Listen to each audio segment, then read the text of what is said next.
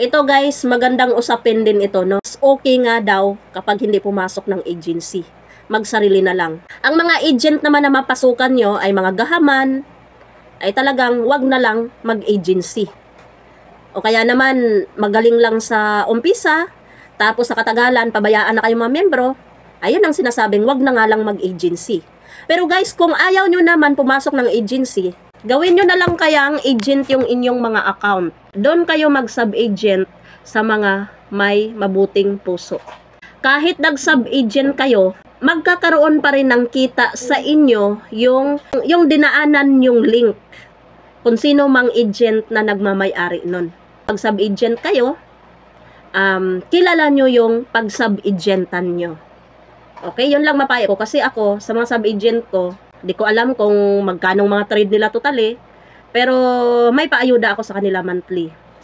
5K. Tapos, kung nasa akin na yun, kung may kita naman din ako, mga naalis ko na yung sarili kong kita, tapos may extra pa, maaring dadagdagan ko yung 5K na yon. So, ganun lang naman. Nagpapaayuda pa rin ako sa aking mga sub-agent. Maganda din kasi guys, kung agent yung ating account. Sa bawat trade natin, mayroon tayong komisyon. Kung wala tayong agent o kaya naman wala tayong agency, so si Pupo lang ang kikita sa atin. Pinago ko na yung paayudahan ko sa tradings ngayon. Dapat nga tatanggalin ko na yung 5K eh. 5K hanggang 40 kasi nalugi ako. Palibhasa kasi hindi na ako palalaro ngayon. Unlike noon, wala akong pakialam dahil ang lakas ko pating manalo dati. Last year. Kaya mayroon akong sekretary. Nung nawala na yung sekretary ko, hindi na siya nagpupupo. Parang kasabay nang nagbago na rin ang lahat. Ako na ang nagmamanage, nagtitake note ng mga tradings ng aking miyembro. So, doon ko na nalalaman din ang katotohanan kung magkano talagang ipinasok ng bawat isa. Kasi ginawa ko yan guys eh. 'Di ba, yung mga points natin kapag agent account kayo, tapos may miyembro kayo, income ng agency, automatic masama yan sa points natin. Kaya, kapag mag-withdraw tayo, o kaya naman mag-convert, nasasama na yung income ng agency. So, ang ginawa ko guys, tinitake note ko yung aking mga tradings. Kaya nalalaman ko. So, magkano ang income sa buong buwan na to, nalaman ko. Kasi nag-take note talaga ako eh. Na which is, abonado ako. Kaya binago ko yung paayudahan namin. Sabi ko, yung mga ipinasok ninyo sa agency, binalik ko lang sa inyo.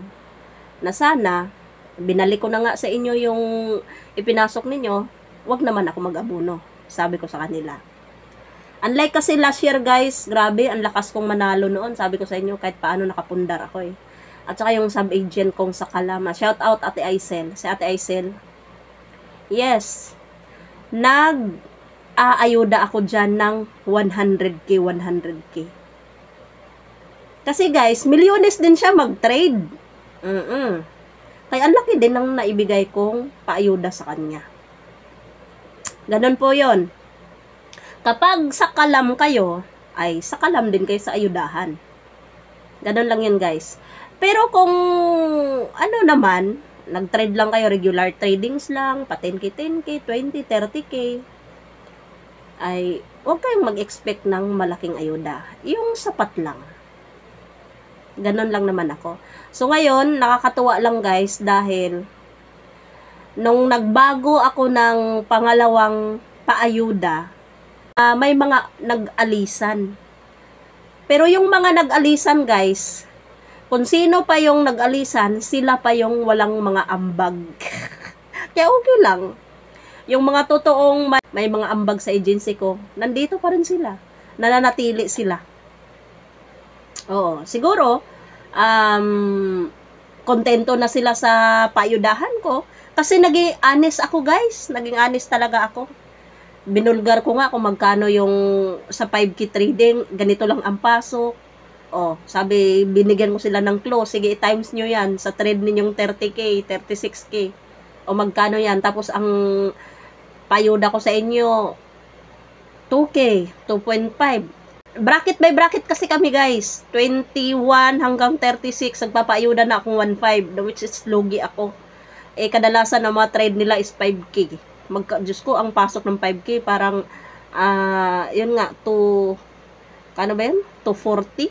Tapos nagpapaayuda ako ng 500, o di ba? So saan ko hugutin yung dinagdag ko doon? Di ba? Di sarili kong bulsa. Ganun. Kaya kung kayo naman guys, pumasok kayo ng isang agency na kahit paano nagpapaayuda naman yung inyong agent,